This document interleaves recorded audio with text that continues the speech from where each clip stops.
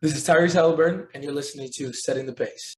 Pacer Nation, what is going on? Welcome back to another episode here of your go-to Pacers podcast. It's Setting the Pace. I'm your host, Alex Gold. I'm joined today by Michael Facci. The Pacers take down the New Orleans Pelicans 123-114 on national television on ESPN. It was a big victory for the Pacers. Michael, how are we doing? I've definitely been noticing you've been calling me Michael each of the last few episodes. I really don't know what that is. Like, my mom calls me Michael. I think maybe JJ called me Michael or someone recently. Caitlin always calls you Michael. Yeah, I don't know. It's what your name is here on the Zoom thing. I'm just making sure our listeners know who you are. No one calls me Michael. Anyway, this game had a little bit of everything. I thought this was a great showing on national television. I thought the Pacers' first quarter, I can't really think of many first quarters that had complete sides of basketball. Scored 40 points on offense, held the Pelicans to 24. I felt that really got this fan base up and running for, hey, we are not ready for a letdown on national television. Can I remind you of the game that happened right out of the All-Star break against the Pistons? They did the same thing against them in the first quarter too. 40-24. On national television and against the Pistons. But you said you haven't seen the time when we've done that. We just did it. I said on national television. Okay, maybe I missed that. That's a big difference because they really haven't had any national televised games except against the Celtics and the Bucks and the Lakers. So you just named a couple of them. I mean, it's a couple this of them. year, yeah, in-season tournament play. But I'm not talking about the last few years or against the worst team in the league, the Pistons. This is a good Pelicans team that had CJ McCollum back. When he's been in the lineup, this Pelicans team has been far better than what their record is. And I felt that the Pacers really came out the gates hot, being able to respond off that Toronto loss, which was extremely important to do. I mean, we got to say this too. The Pacers did catch a break because the Pelicans, their plane did not land until 5 a.m. this morning. That's definitely worth something. Because they had engine issues with their plane leaving after they played the Knicks. And so they had to take a plane that the Warriors just landed on. So that's a really interesting tidbit. And I was a reporter from New Orleans that said that she didn't even get to sleep till 6 o'clock in the morning. So, these players had to be a little bit tired and they were all questionable before the game started. Sure. So, that was definitely an advantage for the Pacers because you could tell the Pelicans got off to a slow start, like you mentioned, being outscored 40-24 in the first quarter. But, I felt like Pascal Siakam Facci to me was one of the standout Pacers in this game. Clearly got things going early, was really efficient, 24 points, 11 rebounds, 5 assists. Had 3 clutch baskets to kind of close this game out for Indiana, thanks to the assist from Tyrese Haliburton, who also was really good down the stretch. But yeah, I felt like Siakam in this game really showcased how important he can be, especially when you're going up against another elite power forward and a guy in Zion Williamson. Absolutely. Siakam, Miles Turner, those two players had it going early on. I felt that they were just absolutely feasting on New Orleans. They set the tone. They each had 12 apiece at halftime. And then I was wondering, okay, look, Siakam at one point, so he was 6 of 7 at halftime, but he started 5 of 5. And I remember being, just keep going to him. And I felt the Pacers had kind of gone away from him a bit, but I felt that whenever they needed a basket, Siakam was able to provide that. You talked about that down the stretch. I mean, I don't want to jump the gun here, but when things got real tight, I felt that we saw this Pacers team have one to start the game, a lead that was as many as 20. And then that lead really dwindled down. In specific, it dwindled down to 112 to 109. Haliburton hits that massive 27-foot three-pointer to give the Pacers a little bit of breathing room. And then 4 straight assists from Haliburton, 3 straight baskets for Siakam. And then I believe it was a Turner basket, stretched that lead to 12. And I just felt that was the breathing room that Indiana needed. You needed Tyrese Haliburton, the closer. And I felt that you got him, but to see Haliburton and Siakam have that type of connection when the game was really on the line is everything that you did, everything you hoped for to bring in Pascal Siakam when you traded those 3 first-round picks to be able to finish games, and that's what Indiana did tonight. I mean, absolutely. That's why that is the 1-2 punch that you're hoping to have come playoff time. You need those two guys to really figure each other out, and, Siakam went to go run a pick and roll with Haliburton on that first play that he scored, and it was so beautiful because New Orleans defended it really well, and they hedged and they got out there. I think they even iced the screen, if I'm not mistaken, and so they got out there and really kind of put Haliburton on an island with 2 defenders, and they're like, okay, figure out how you're going to get, beat us here with the shot clock winding down. He makes a great pass, gets to the Beautiful. right angle to Siakam. And while the pass was great, you have to give Siakam a ton of credit here because as soon as he saw how the I'm losing their team name now, the Pelicans defended that play, he got into the right spot, and it made Haliburton make that pass a little bit easier. And not only did he have great hands to catch it, Brandon Ingram, who is a very tall 6'9" power forward, probably the same height as Pascal Siakam, was there to contest that layup. And Siakam just with his outstretched hand and absorbed the contact and made the shot. Like that was really good star level basketball. And that's what you see at the end of a game. Like all stars are all stars for a reason because they can make those big plays in the big moments. And I just loved absolutely how that connection was, not once, not twice, but 3 times in a row. And it really just sealed the game for the Pacers. I know we're not going in chronological order of how the game happened, but I think it's good to talk about this key point down the stretch because the Pacers, they kept letting the Pelicans creep back up into the game, get it to within 5, and it's like, oh man, the Pelicans, are they going to pull this one out? Are they going to come up here and upset Indiana? But then Indiana just kept finding ways to keep that lead just far enough that they could keep all that pressure from, okay, we're about to lose this game. The step back 3 from Haliburton was honestly what I think ignited him into that kind of like, Tyrese mode, that clutch mode we've seen from Tyrese, because it's been a hot minute since we've seen a Tyrese takeover. It has. We were talking about it the other night that it's like I felt the Pacers they were winning games without Haliburton having to hit those big shots towards the end. But between the big shot, the assists, the playmaking, I mean, it was a big difference for this Pacers team. And Tyrese Haliburton in the game finishes with 17 points, 13 assists, just 1 turnover. Now has 30 assists to just 3 turnovers over his last 3 games. Awesome to see. Far more efficient this time around, 7 of 15. I think last game was 2 of 11 or so. Was not himself. So great to see that type of bounce back performance. This is a game that the Pacers never trailed at one, even for one moment, led by as many as 20. And then you saw New Orleans just many times go on runs, but they were just never able to pull ahead. And it scared me because there was all these stats like the Pelicans are 18-1 when CJ McCollum scores 20 points. Well, he did that tonight, but they caught an L. And then there was the Pelicans. Now. What? They're 18-2 now. Exactly, they are. The Pelicans had never won a game all season when going to the 4th quarter and trailing. And I was like, don't let this be the time. The Pacers hadn't blown a 20-point lead all season. It was just everything was like, oh, come on. But Indiana held strong. And I think that this is a good win, but also just a good time on national TV to show that the Pacers are worth the hype that they're starting to get. And I don't think that they could have, I mean, look, you could say they could have played a better game, but I think that given you had a short rotation, no Aaron Nesmith, no Doug McDermott, I felt that the Pacers handled business tonight. Yeah, and I think that a couple areas of Pacers really were good in this game is fast break points, outscored the Pelicans 21-8. And then if you look at the rebounding, 50-40. It was just really good to see the Pacers win the rebounding, battle, because Rick Carlisle came on the radio show, I believe it was Tuesday morning after they had just lost to the Raptors, and talked about how poor they were defensively and, how rebounding has been a struggle for them. And it's kind of not been their kryptonite. He didn't say that exactly, but he kind of indicated that's where it's been at. So, they could do a better job, Facci, of rebounding. We've talked about that ad nauseum. And Miles Turner tonight, guess what he had? He had another double-double. So that does help improve the record. I think they're now 10-3 when he has a double-double, so continuing to find ways to incorporate that statistic into my bank there. But I just felt like it was a pretty solid game from everybody around. But the big thing here, Facci, for me was the bench. The bench outscored New Orleans bench 44-24. And you have to just give a lot of credit to a man by the name of Obi Toppin, because Obi Toppin in this game had some big moments. There was a sequence there in that 3rd quarter, or maybe it was in the 4th, I can't remember, but he had 2 great defensive possessions, and then he finished it off with a windmill slam dunk. And I know that he had the off-the-glass dunk, too, from Tyrese, so he clearly had some moments in this game, but shot the ball well, rebounded the ball, 6 rebounds, 16 points, 6 and 9 shooting. Like, I felt for the 24 minutes he played, very, very effective.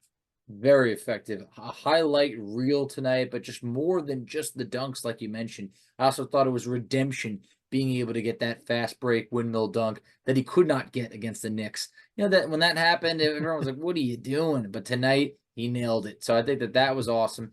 Those numerous dunks that should be all over SportsCenter's top 10. You can make an argument probably has 2 of the top 10 spots. I think he should have at least, number 1 spot, because that Haliburton off the backboard, I think was awesome. Crazy that's not counted as an assist. Yeah. The NBA does not do that. Very weird, very much an assist in my mind, but I guess I could see it. I could understand it. They could think of that as a missed shot or anything of the sort, whatever they want to call it. Yeah, but do they call it a missed shot? I don't know. That's what I'm wondering. Like, are they really going to say Tyrese missed that shot? A little bit ridiculous. I'd have to kind of go back and see what they marked that as, but that was definitely interesting to find out. But yeah, Obi was great in this game. Awesome to see. I think just overall, the bench had their moments. Ben Shepherd had moments. Like, he truly was, at one point, he might have finished the game 3 of 7 from 3, but at one point, he was just absolutely hot from 3-point land. Had a block in this game. That was awesome. I think he challenged Zion one time right at the rim. That I don't know if they gave him credit for the block or not, but definitely altered that shot. And I just felt that we're seeing those play. I mean, Ben Shepherd played 27 minutes tonight. Yeah. I don't think anybody's going to complain about it. With Doug McDermott out, it was like, a lot of people are saying, on social media, you could see it. Give Ben Shepherd those minutes. The 27 minutes he played tonight is 1 minute shy of a season high, and that dates back to that game against the Kings where the Pacers had a lot of guys out that night. So I think that Ben Shepherd is earning the minutes that he's getting, not just being given minutes. Yeah, and I will say one thing with Ben is he's just been so consistent defensively, and that's where it all boils down to. Rick Carlisle brought that up on the radio show too when he was talking about Ben's consistency defensively. He's like, yeah, the shot making hasn't always been there this season. It's been up and down in terms of when he's hitting shots, and when he's hitting it, it's a plus. But at this point right now, he's just been so consistent with his defense that's what's getting him playing time. I'm really impressed with him, and I continue to just love the way that he plays the game. Had some really big moments. He was smiling real big when he had a fast break layup, and I remember Quinn Buckner bringing it up like, oh, he's smiling. He loves the game. And I'm like, I think he's smiling because he wasn't sure if he was going to dunk it or lay it up. And he got nervous and laid it up at the last second because he didn't want to miss a dunk or maybe he jumped too early. That's what I kind of felt like in that moment because I forget what time it was. Everything is all run together at this point now. But, Ben Shepherd really brought it. I think McConnell was just solid again off the bench. 9 assists from McConnell, 8 points. Like, he was really just finding these guys and making the right plays. And his ability to attack on the baseline, Facci. I talked with Caitlin Cooper yesterday on her Mailbag podcast on Basketball She Wrote. So if you guys want to listen to that, we talked for like an hour and 45 minutes about stuff you guys asked Caitlin. Really good stuff there. But she brought up a great point about how special TJ is at driving that baseline and how it opens up for other guys and how he's just constantly looking. And you saw it again tonight, like that ability to do that. He had some big layups, I think, one over Larry Nance. That was huge. But it's just more so the way he gets others involved too. Like TJ McConnell is so good as a backup point guard. And I don't know if you saw this or not on Twitter, but former point guard for the Boston Celtics, Isaiah Thomas, put him in his top 3 favorite players. Yeah, I thought that was awesome. I know Jalen Brunson was in that group and Anthony Edwards, I believe, was the other one. But great mix. You got 2 all-stars, and then you got TJ McConnell because you have to respect. I don't want to say respect the little guy, but I felt that he's an underdog, and that's what he is, and he's very fun to watch. Haliburton, McConnell, when you mentioned when he's going baseline, a lot of times it's like he's got no room. Where is he going to go? But it's that he has the defense collapse in on him, and there's always someone that he's able to get that ball to if he's not able to score the layup himself. So, Haliburton and McConnell combined for 22 assists to just 1 turnover. That duo has been awesome this year in regards to ball movement for the Pacers. I felt that, Jalen Smith was pretty solid off the bench as well. 9 points, 7 boards. He was a plus 12 to lead the Pacers. I just felt that with a condensed bench lineup, only 4 players, logging minutes off the bench, I thought that everybody brought it tonight. The whole bench, everybody was a positive in the plus-minus field, and I think that was a big difference because for the starters, that really wasn't the case. Nembhard was just a flat, 0, and Siakam was actually a -3, but I felt that the bench had their moments, especially even when Mathurin was leading that bench unit, they were able to have some real momentum. And Mathurin had 16 points. He had 10 in the third quarter, It and the was Pacers awesome. needed all 10 of them. He was hitting some big shots, and I just felt that was a big difference because it felt like, like I mentioned, Turner. Turner had 12 in the first half, just 2 in the second half. Mathurin, had a couple of points. I don't even know if Mathurin scored in the fourth quarter or not, but at 10 in that third quarter, and that was just huge for the Pacers. So overall, I just felt that there was a lot of things that went well in this game. I felt that they really disrupted things for New Orleans early, but it's a very talented team that they weren't going to be able to stay down for long. So I think the Pacers, they did everything they could to get that early lead, and that first quarter was obviously the difference maker because New Orleans actually outscored the Pacers each quarter after that. Yeah, Mathurin did not score in the fourth quarter, just so you know, but Mm-hmm. I did think that he had some nice moments there in that third quarter, and there was that one pump fake that he had that was so cold, Facci, right there in the middle of the paint, around the free throw line extended. He had his defender flying past him, and he was able to get a clean look and made the shot, and then he just kind of stood there for a second and shook his head and did his classic Mathurin celebration move, and I was enjoying it because that is just who Mathurin is. Like, there are times he can just be a stone cold killer when he is in that attack mode as a scorer, and I was like, are they about to do the same thing they did against Toronto with Mathurin and as the third quarter is closing? Because not thankfully, Shepard made a dumb foul after McConnell took a shot and tried to force something, and they didn't get the ball back to Mathurin as the quarter was expiring once again. Shepard made a foul. So obviously the Pacers were in the penalty, and the Pelicans got to shoot free throws. And then the very next play, McConnell's like coming down the lane with like 4 seconds left. They foul him with the foul to give. And then Mathurin got the ball in isolation. I think he ended up getting his shot blocked, or he shot it way short. But he had a run there where it was just really good shooting. And I was like, why are they not giving the ball back to him to close the quarter once again? Like, forcing him with like 4 seconds to do it is a much different thing because it's a lot easier to predict when he's going to go for it. When you have 16 plus seconds on the shot clock or on the clock, give him the ball, let him cook. I want to see what he can do. I mean, once again, no offense, TJ McConnell. I thought he had a really good game, but at that moment, like, Mathurin's cooking. Move the heck out of the way, give him the ball.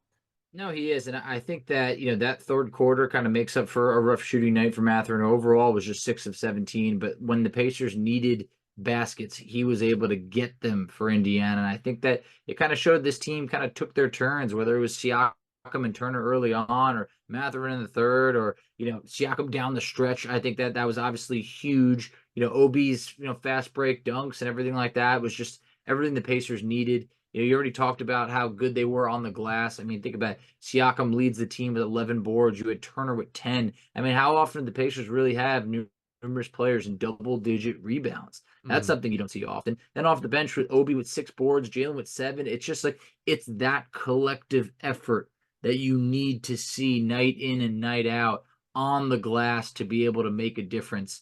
So I think that this was one of those that, I was always waiting for, okay, I know Zion's going to get it going at some point.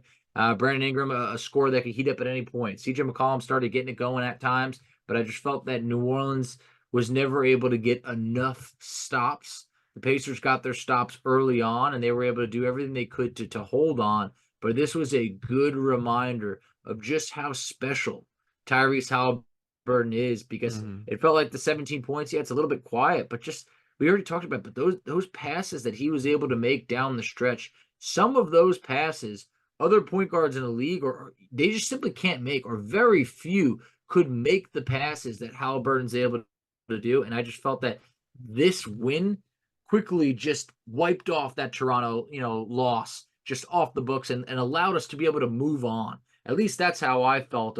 I felt leaving this win being like, okay, Pacers are back. Like, still want to get Aaron Nesmith back, added to this team, but I'm feeling good about this team. And you know who we meet next?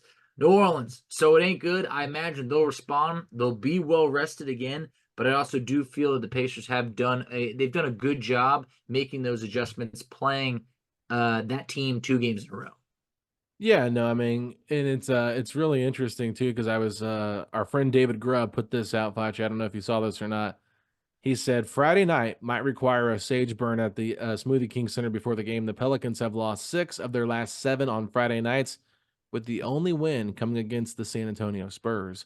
And Mm, we know that they are bad. So Friday yes. nights have not been friendly to the New Orleans Pelicans, who are also, just getting back home from having a little bit of a road trip here. So that also could be in the Pacers' favor. I think it's going to be fun to kind of see that chess match of how they both match up and what they're going to do differently. And I'm sure that it's going to be a competitive game once again. So we'll see how that all takes, shape. But it was really just a really solid close to a game for Tyrese Haliburton. I think Rick Carlisle alluded to just how important it was for him to kind of get his mojo going. Even though things weren't going great early on, he stayed consistent, stayed involved, didn't get himself down too much, and then was able to, pounce when it mattered the most. And I think as Halliburton continues to get back to 100%, like you've been talking about, this is the kind of play you want to see from him. This is, okay, you know what? I'm not having my best game, but hey, how can I still be super impactful? And, the team is going to trust him down the stretch. He's proven himself too many times how impactful he can be down the stretch. So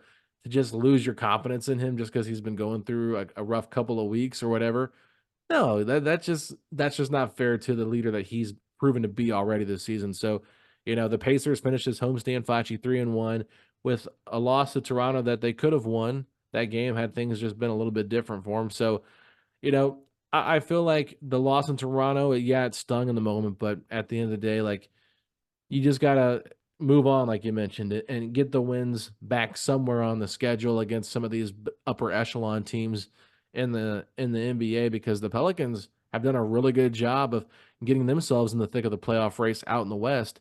So it's not going to be an easy task for the Pacers on Friday with this rematch. I think you're going to see some more physical play, and I think the Pelicans are definitely going to be able to be a little bit more rested, Facci, because we're going to throw an old joke out here. They're going to be able to sleep in their own beds.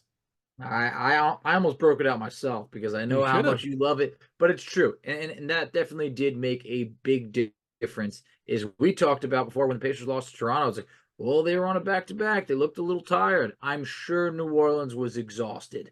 They will respond on Friday. It'll be a much closer matchup, but I also think that the Pacers have a lot to be able to look at from that second, third, and fourth quarter as to things that they might have done a little bit wrong. So when you guys are listening to this episode, though, let's take a quick moment and wish a happy birthday to Tyrese Haliburton because it Yes. is officially leap year. It's the 29th of February, a rare date, a date that the man is turning 6 years old on. So I mean, you're not going to find a younger guy in this league. But shout out to Tyrese Haliburton, got to do a little bit of an early birthday celebration on ESPN. He deserves it. And then for his first day as a 6-year-old, or second day, I guess, he'll take on New Orleans on Friday on the road. So hopefully he can have some time to celebrate in between. Yeah, I mean, Mardi Gras, right? Believe so. Yeah. Yeah, so anyway, close out year 5 again with a win against the Pelicans, start out year 6 with a win against the Pelicans. I mean, what better way to do that than what better way to celebrate that than do it that way, Facci? For me, I think it's great. But our good friend Randall Wood commented on I something knew this was today. coming. Hey, you know what? I appreciate our listeners for keeping me in the loop on everything because I think there was a certain sauce that got recalled, Facci, that you drafted recently. Can you let the listeners know what happened? I was just informed that all Polynesian sauces from Chick-fil-A are being recalled due to What sauce was that again? Polynesian. So you know, I know you pronounce it differently than I do. I almost called you out the other episode. You I say it think you say wrong. That's why I'm messing with you. I keep getting you to say it because you say it wrong every time. It's Polynesian, and you keep calling it Polynesian. So that's what Polynesian. it's Polynesian. You keep saying Poly. It's just Polynesian. I think we have different accents No, living in different listen to areas. the Google dictation of it. I looked it up Who does that? Who's looking up the Google pronunciation of like what? Who has time for that? because I wanted to make sure I was right. I'm one of those people. You know me. Okay. Come on now. Well, hey, you know what? I'm not gonna do that. So I'm just gonna keep going with the way I say it. But yeah, one of my sauces, it got recalled. Very unfortunate. Good third pick, but I guess there was medical questions about it. Maybe that's why it slid in the draft. And What at this happened point, exactly? Did you see the actual reasoning why? no, I wasn't gonna click the article. I just saw it. I was just like, jeez. Yeah, the You sure it game was wasn't from the on. Onion? What? I don't even know. I just saw the headline. I was just like, you gotta be kidding me. Like, and then The I curse just is went back to real. watching the game. The So curse is real, Fudge. I mean, I feel bad for you, man, but people are this is a like, little bit of a stretch. Little bit of a stretch. I it's mean, just working for everything, man. Like you draft Polynesian sauce, and all of a sudden it gets on recall. Pacers haven't won a game in almost 3 years since you've been at the building. Like, that's ending in April. I can tell you that. I could tell it, you that. I will be in the building in Brooklyn. Nothing's stopping me. I'm gonna be there, and we're walking out with a win, and that's gonna end this season. well, It's really the last chance, unless I'm attending a playoff game. And at that oh point, there's no, obviously a lot on the line, and that's when things get interesting. our good friend Jamie threw out some ideas for you to do before that game. I don't know if you saw that. She tagged you in it. Pacer faithful, Chuck and Jamie. Yeah, no, I saw that earlier. That was at this point, maybe 10 hours ago in the day. I Yes, can't throw remember some it. salt over your shoulder, get some That's what rabbit it roots, was. like whatever you got to do, man. You got to get this mocho off you, bro. I do. I really do. So yeah, maybe I'll bring the salt shaker with me, if I'm in the arena or not. I don't know. Maybe I'll stop at a quick stand, get one of the salt packets, whatever I got to do. But we definitely need a win with me in the building. But I think I need that win far more than the Pacers do. Yeah, you're tired of hearing about it, I'm sure. Hey, all streaks are meant to be broken.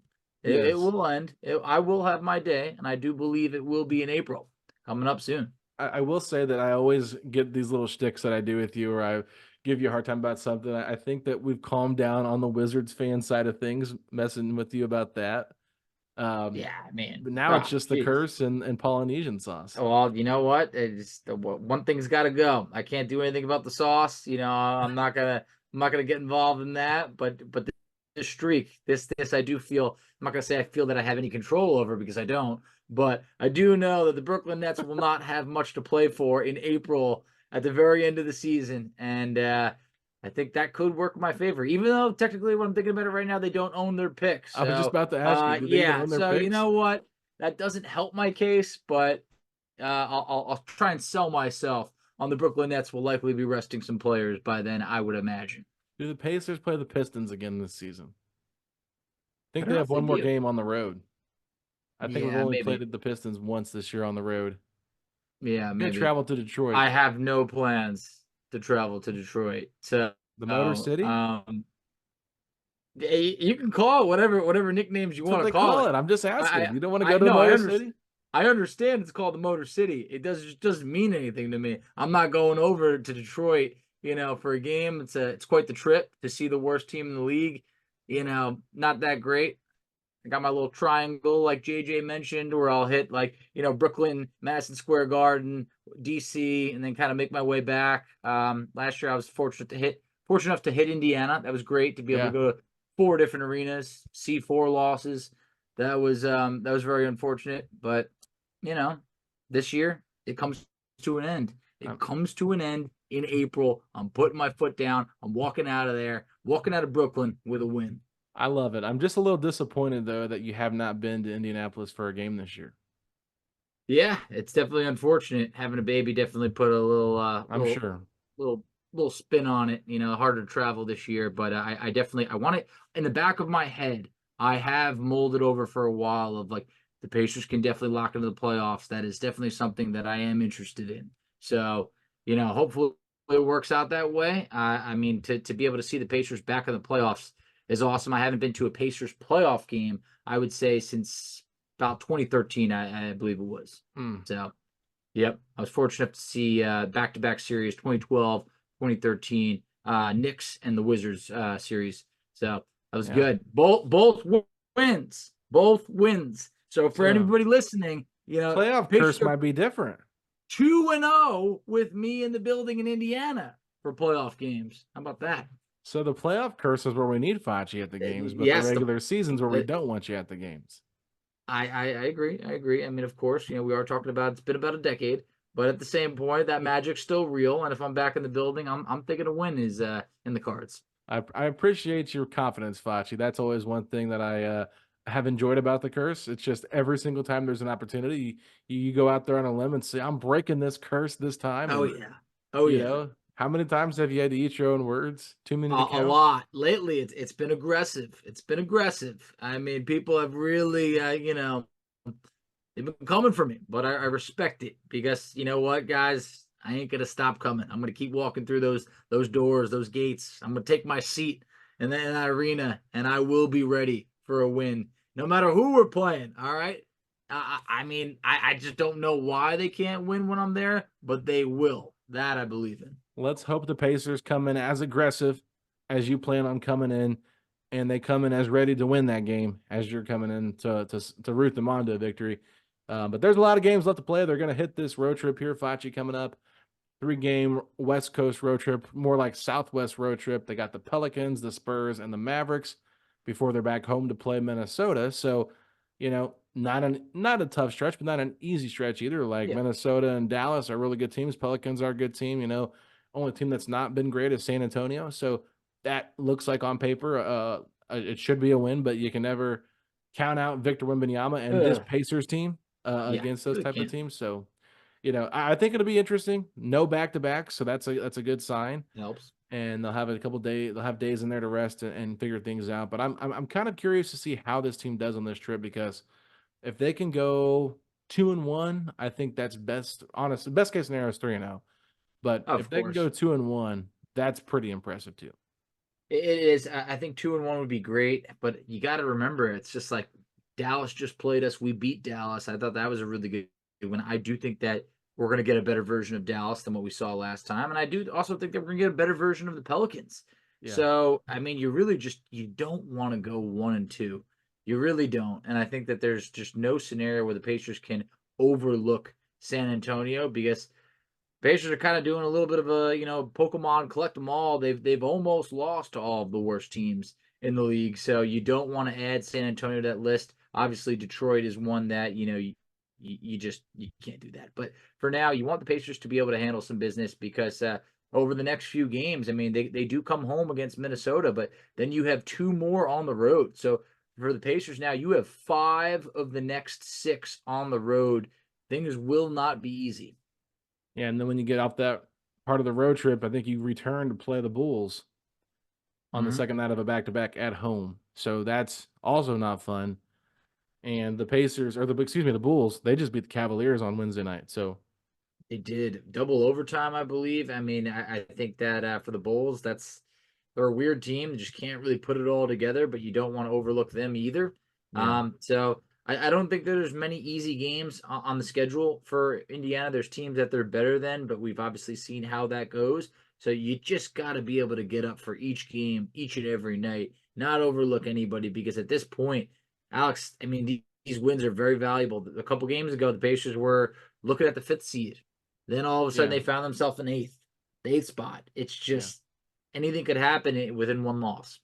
Yeah, I think everybody right now is around 33 wins. So it's just continuing to figure out where the Pacers are going to end up landing. Philly, Miami, Orlando, Indiana, they're all right within each other of fighting for 5th through 8th. And nobody wants to be 7th or 8th. Everybody wants to be 5th or 6th. So that's why you have to win these tough games. And, you mentioned it earlier that like this win against New Orleans kind of takes, whatever that loss was against Toronto. But for me, you just can't have mental lapses like that if you're trying to pull away from this group. So I didn't want to, be rude about what they did, but it's just you can't have those kind of letdown games like that where, yeah, Toronto played good, but come on. If you go back and watch a film on that defense, that might have been some of the worst defense I've seen in a while from this Pacers team. They were just bad in every aspect, weren't in the right spot. Screen defense was bad. Switching defense was bad. I mean, the rotations, getting, paint defense, it was all bad, Facci, just really, really bad. So I think that for this team to really put their foot down and say, you know what, we're going to figure things out. We're getting better. It's go time. It's lock in time. That's going to help. But March is when the next game is. They've got to be much better record-wise than they've been in the other 4 months this season. They've got to have a better winning record in the month of March and carry that over in April as the playoffs get closer. Yeah, March is really going to be a defining month, for this Pacers team. I think that right now, when you look at it, it's just, hey, the playoffs, they start in April. I mean, you really got to be ready for it. So it's just, we're talking about the playoffs at this point. They're 6 weeks away. Mm-hmm. So you really want to finish March strong because you do know that at some point Joel Embiid's going to be back. At some point, the Miami Heat are really going to get it going. The Knicks are going to get healthy. I mean, OG, Julius Randle, they've been out for a while. Like, who knows if Mitchell Robinson's coming back or not? Like, there are other teams that are going to be getting better. But for this Pacers team, right now is really that pivotal time to be able to push ahead while Philly isn't at full strength and things like that. So, I'm excited to close out February with a win. I do think that the Pacers, I'd like to hope that they are hitting their stride. I mean, they've won 4 of 5 now. So that makes me feel pretty good. But March is really going to tell us a lot because if the Pacers find themselves, in that play-in territory, 7 or 8, it's a totally different ball game. You really you have to be in that top 6, but you really want to be, trying to push for, I'd say 4 or 5. I really do think because even the Bucks, they're coming around. They're playing much better defense than they were earlier in the year. This is not the same Bucks team that we beat 4 times early on. So it's just vital that the Pacers find themselves not in play-in territory. And like I said earlier, or the other episode, could you beat the Bucks 8 times in a year? To me, you can't beat anybody 8 times in a year unless they're at the bottom of the standings. So I don't know what Indiana's going to do, but I think it's important now to win those games to get ahead of it. Yeah, and Rick Carlisle alluded to this on the radio show Tuesday morning. Like when they talk about positioning themselves, they don't talk top 6. They talk top 4. I think that's the good mentality to have. Like, why set the bar kind of low? Set it high. If you fall shy, maybe you're the 5th seed. That's incredible. I mean, when we talked to Miles back in August last year, before the season started, like he felt like with the team they had assembled at that point that they could be a top 4 team in the Eastern Conference. And I think early on they kind of played like it. Injuries and the trades, I think, did kind of separate themselves a little bit. They went on a little bit of a losing streak and kind of got into a funk, especially with the Haliburton injury. You just always wonder, like, where would this team be at if Haliburton had stayed healthy all month in January? Like, it's a totally different, in my eyes, totally different ballpark that these guys are playing in. And now they've got to kind of figure out, like, injuries happen to everybody, so it's not like it's woe is the Pacers. But, like, the Cavaliers did a really good job of going on that huge stretch. I think they won like 17 of 18 games in a row. And you can talk about how, bad their schedule was in terms of like how weak it was and the opponents they were playing. But hey, you know what? They took care of business against those teams, and the Pacers can't say the same thing. So, I think that water will find its level. These guys will figure things out, and we're getting closer to like seeing who this Pacers team actually is now with everybody fully healthy. Just got to get Nesmith back in the mix, and then we can maybe get a better pulse of like what this team is going to be moving forward. Yeah, one thing that I just saw, I looked at it, Pacers 34 wins. I went, wow. Last year we had 35 overall. So you could just see that this team has taken really big strides to be far better than what they were last year. And, I think that they're going to extremely exceed their win projection. So at this point, obviously, I think the wins coming into this year, I think it might have been like 37.5. Vegas set them at. So I think it just shows that the Pacers, they're going in a great direction. I think that we heard, pregame for ESPN. I mean, Woj was talking highly. He really feels confident about Indiana re-signing Pascal Siakam. I think with each game that goes by, you just feel like you like the fit. You feel that Siakam likes being a Pacer. It's just there's a lot of good vibes around this team, and they just need to continue to lock in, compete every single night because they can't take their foot off the gas against anybody. Everybody in this Eastern Conference standings, for the most part, has been there before. So I think if you're an Indiana team, being able to do something like get home court as the 4th seed is just it's so crucial. But at the same point, I mean, we just got to be able to sit back in a moment and not be too critical and just enjoy the success that this team's having and the fact that they like to play together. That's been very evident. This team's having fun right now. No, they are definitely having fun, and I think if Pascal Siakam can continue to have those type of late game moments like you have with Tyrese tonight against the Pelicans, like that's definitely going to make him excited to be here. I think that because I know Tyrese is such a big WWE fan, I always want to say the Rock and Sock connection whenever I see him and Pascal have these kind of moments. I like that. So that's kind of what I'm comparing them to. It's the Rock and Sock connection. The unlikely tag team, but hey, you know what? They're pretty effective when they're together, and maybe this was a little bit more likely than people realize, but we just never knew if Masai Ujiri was actually going to pull the trigger and trade Pascal away from Toronto. So, you know what? I think it's a great fit together, and I'm excited to see it continue to blossom, Facci, as we move forward. So, any final thoughts before we wrap this one up? No, I just think that one, it was awesome that the Pacers were able to get flexed into this ESPN spot. That was great. And then the fact that they were able to respond and really walk away with those, is that this is how you build, the fans of the Pacers. For the people who don't get to watch the Pacers more than a couple of times a year, what they saw tonight was a team that was able to, get off to a big lead, but then also be able to close it out when it mattered most. And I think that this is how you grow the viewership for the Pacers. And I was just very happy to be able to have that type of showing compared to the type of showings that we had in the past where, you might get blown out against Milwaukee on ESPN. And that's the only perception of the Pacers on the year. So they handled it tonight at a great showing. Absolutely, Facci. Well, let's go ahead and wrap this one up. Go ahead and tell everybody where they can find us at on social media.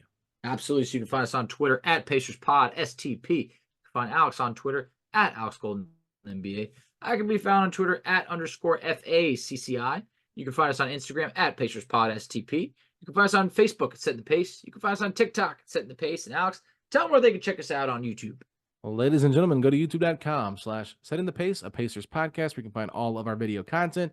Please subscribe to the channel. Let us know what you think of our conversation in the comment section below. We really appreciate your interaction with us, and we do try to get back on the YouTube account and comment back when you guys do comment. So if we have not, or we haven't liked a message or a comment, please forgive us for that. But we always appreciate that interaction there. We want to thank everybody so much that is listening to the audio platform for subscribing to this podcast. Make sure you leave us a 5-star rating and review to help us reach other people that haven't maybe heard of Setting the Pace. I actually talked to somebody Wednesday afternoon that was wearing a Pacers hat, and I said, hey, you a big podcast listener? Have you heard of Setting the Pace? And they said, oh, no, you have a podcast? That's dope. How long have you been doing it? I said, 5 years. They said, okay, I'm going to give that a listen. So, you know what? There are people that have not heard about us, so spread the word. It's good. Let people know about Setting the Pace if you're a fan of this show. So you wouldn't be here at this point in the podcast if you didn't like the show. So tell somebody that you like the show. But with that being said, Facci, if you're hoping that Tyrese Haliburton can get his first win as a 6-year-old on Friday night against the Pelicans, then hit me with those 3 words. Let's go, Pacers. Setting the pace, going to the top. Setting the pace, going to the top. This is your #1 podcast. Sweeping every team. We gon' need a mop. Smooth. Baby.